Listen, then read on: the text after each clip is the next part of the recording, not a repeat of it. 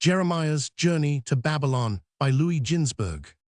When Nebuchadnezzar dispatched his general Nebuzaradan to the capture of Jerusalem, he gave him 3 instructions regarding the mild treatment of Jeremiah.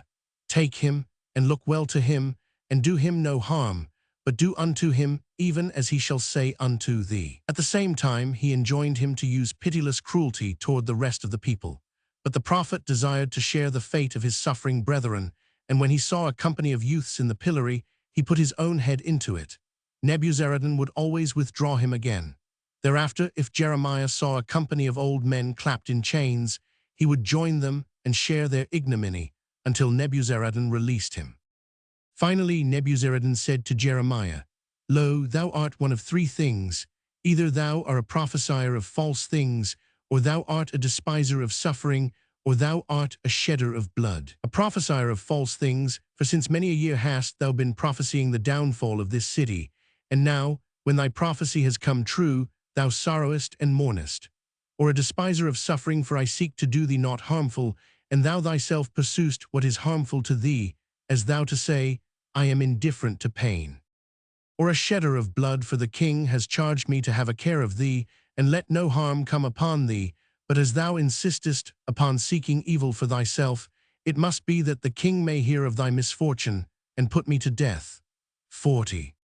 At first Jeremiah refused Nebuzaradan's offer to let him remain in Palestine. He joined the march of the captives going to Babylon, along the highways streaming with blood and strewn with corpses. When they arrived at the borders of the Holy Land, they all, prophet and people, broke out into loud wails, and Jeremiah said, Yes, brethren and countrymen, all this hath befallen you, because ye did not hearken unto the words of my prophecy. 41. Jeremiah journeyed with them until they came to the banks of the Euphrates. Then God spoke to the prophet, Jeremiah, if thou remainest here, I shall go with them, and if thou goest with them, I shall remain here.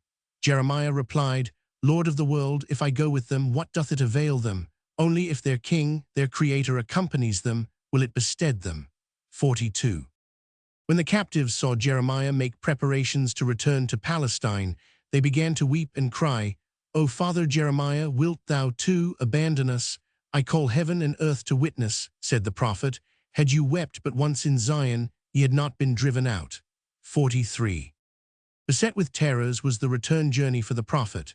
Corpses lay everywhere, and Jeremiah gathered up all the fingers that lay about.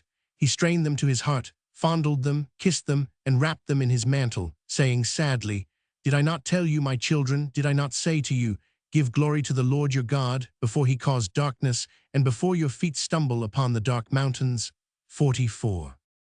Dejected, oppressed by his grief, Jeremiah saw the fulfillment of his prophecy against the coquettish maidens of Jerusalem, who had pursued but the pleasures and enjoyments of the world. How often had the prophet admonished them to do penance and lead a God-fearing life?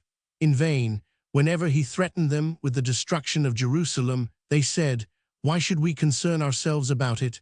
A prince will take me unto wife, said one, the other, a prefect will marry me. And at first it seemed the expectations of Jerusalem's fair daughters would be realized, for the most aristocratic of the victorious Chaldeans were charmed by the beauty of the women of Jerusalem, and offered them their hand and their rank.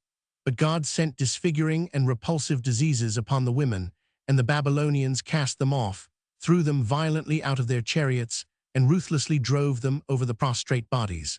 45.